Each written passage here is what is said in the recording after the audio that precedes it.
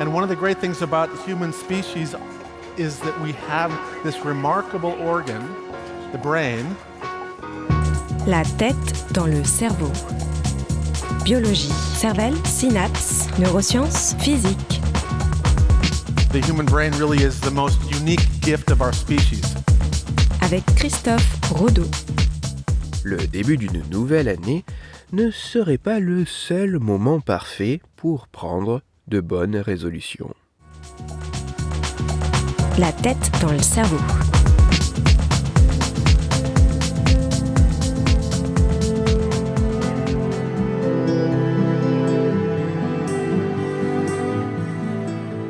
Le début d'une nouvelle année est le moment idéal qu'utilisent certaines personnes pour se fixer des objectifs dans le but de modifier des habitudes qu'elles souhaitent faire évoluer. Et contrairement aux médisances fréquemment entendues, ces bonnes résolutions du Nouvel An sembleraient bien, en réalité, avoir un impact pour aider à ce changement. Malheureusement, le Nouvel An ne se produit par définition qu'une fois par an. Ainsi, il est bon de se demander si nous n'avons pas pris nos bonnes résolutions à ce moment spécifique de l'année. A-t-on laissé passer le seul moment pouvant nous aider à faire évoluer dans le bon sens nos habitudes?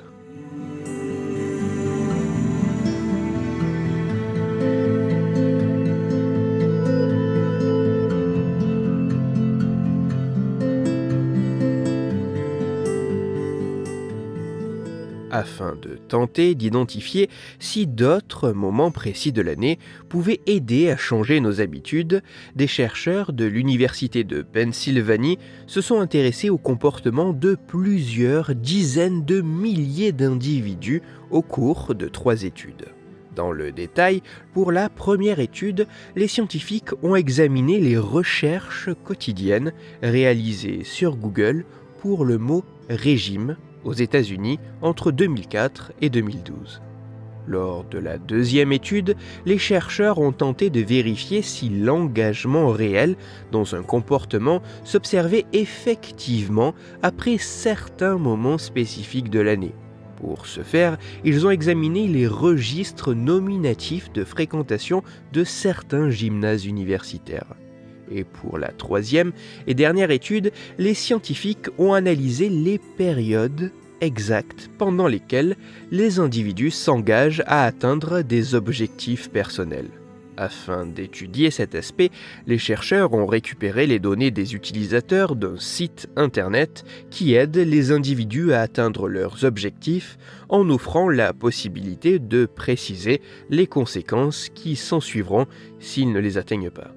Au final, les scientifiques ont donc essayé de découvrir s'il y avait des moments spécifiques où les individus tentent d'appliquer de bonnes résolutions, et ceci tant dans l'intention que la réalisation effective pour des comportements liés à la santé ou bien plus large. Les résultats sont à la fois intéressants et assez encourageants.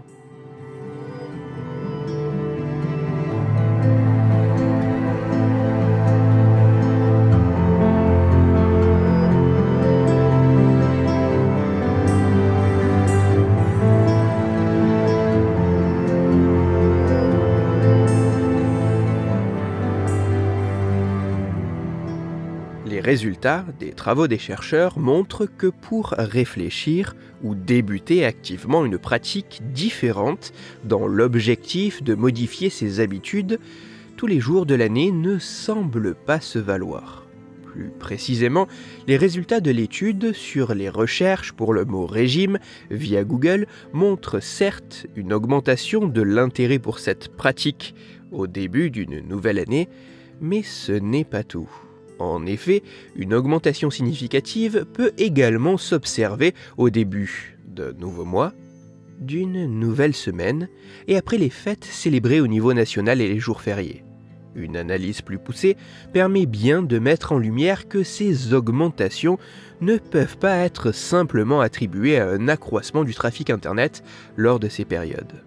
De manière assez similaire, la deuxième étude montre que la probabilité pour que les individus se rendent au gymnase universitaire augmente au début d'une nouvelle année, mais aussi au début d'une nouvelle semaine, d'un nouveau mois et d'un nouveau semestre, ainsi qu'après les vacances scolaires.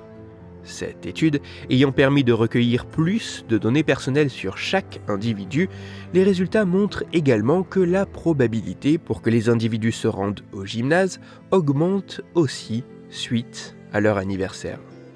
Pour ce qui concerne la dernière étude, les résultats montrent de manière comparable aux deux premières que les personnes sont plus susceptibles de s'engager à atteindre de nouveaux objectifs au début d'une nouvelle semaine, d'un nouveau mois ou d'une nouvelle année, et suite aux fêtes et jours fériés célébrés au niveau national, ainsi qu'après leur anniversaire.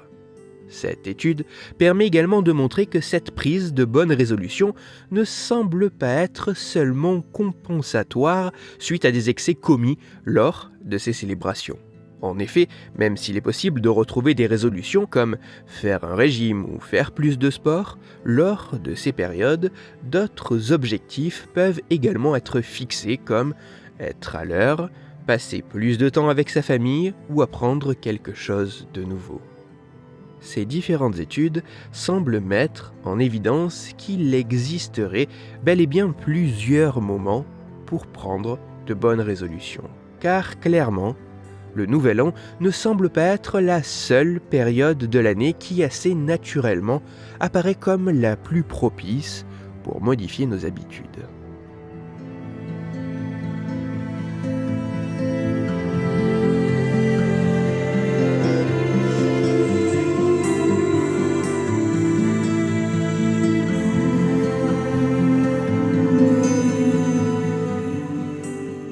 Le début d'une nouvelle année peut apparaître comme le moment idéal pour se fixer de nouveaux objectifs afin de modifier des habitudes à faire évoluer, mais cela serait loin d'être le seul. En effet, il semble que des périodes spécifiques, comme le démarrage de nouveaux cycles du calendrier, nouvelle semaine, nouveau mois, nouveau semestre scolaire, ainsi qu'immédiatement après un jour férié, un congé scolaire ou anniversaire, apparaissent spontanément plus propices pour adopter de nouveaux comportements. Cet élément est nommé le Fresh Start Effect, ou effet de nouveau départ. Son existence pourrait s'expliquer par le fait que ces différentes périodes représenteraient des repères dans le temps, permettant en quelque sorte de nous séparer de nos imperfections passées, les reléguant à une période antérieure afin de nous amener à nous extraire du quotidien pour avoir une vision plus globale de notre vie, nous permettant de nous motiver et de nous concentrer à adopter de nouveaux comportements pour réaliser nos objectifs. Même si ces travaux ne mettent en évidence que des corrélations, même s'il faudra encore attendre de mettre en lumière les mécanismes sous-jacents responsables de cet effet de nouveau départ, sa seule existence apparaît déjà comme très encourageante, car il n'existerait pas seulement un moment précis dans l'année où notre motivation serait à son paroxysme pour adopter de bonnes résolutions, mais au contraire une abondance de possibilités de nouveaux départs tout au long de l'an. Ceci nous offrant des chances répétées de tenter un changement positif. Ainsi, même si nous échouons lors d'un de ces départs, il est toujours possible de réussir lors d'un autre. Si vous avez raté le jour de l'an pour prendre de bonnes résolutions, cela pourrait ne pas être dramatique, car au moins chaque début de semaine pourrait être le parfait moment pour le faire. Toutes les références scientifiques m'ayant servi à écrire cette chronique se trouveront sur mon site Cerveau en argot. Ces résultats sont très intéressants et plus que de parler de parfaits moments pour adopter de bonnes résolutions, ces travaux renseignent également sur le fonctionnement de la motivation qui semble subir des fluctuations particulières au cours de l'année. D'autres chercheurs devront être à même de reproduire de tels résultats pour que les conclusions de ces travaux apparaissent comme solides.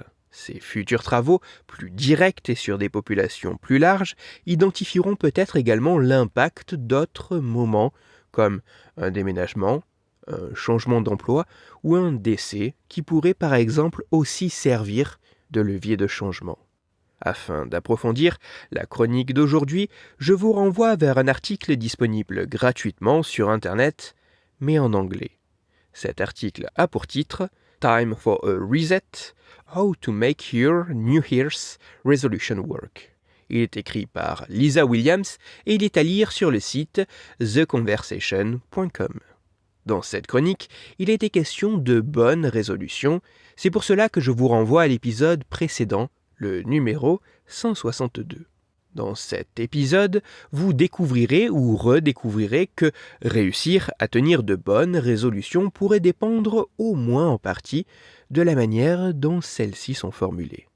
Pour parler calendrier et bonnes résolutions, ou simplement afin de discuter science et cerveau, vous pouvez me retrouver sur Twitter, @Christophe_Rodo, R-O-D-O, sur la page Facebook de La tête dans le cerveau et sur mon blog Cerveau en argot.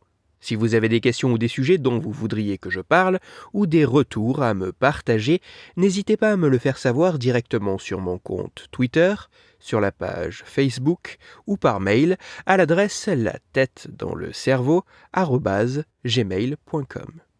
Toutes mes chroniques, y compris celle-ci, sont disponibles en réécoute sur mon podcast La tête dans le cerveau, à retrouver sur toutes les plateformes de podcast, dont SoundCloud, Deezer, Spotify, Google Podcast, iTunes, Apple Podcast, mais aussi sur YouTube. Christophe Rodo. La tête dans le cerveau.